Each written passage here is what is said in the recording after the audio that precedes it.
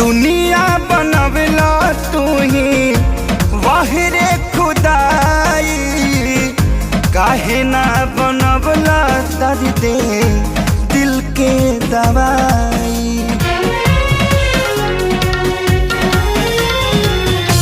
दुनिया बनवला तू ही वाहिरे खुदाई, काहे ना बनवला दर्द दिल के दवाई।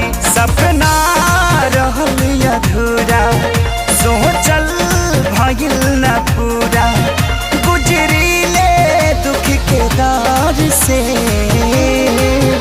बस ये तने कदाए राम जी, दिल लगे नया बुके हुआ से बस ये तने कदाए राम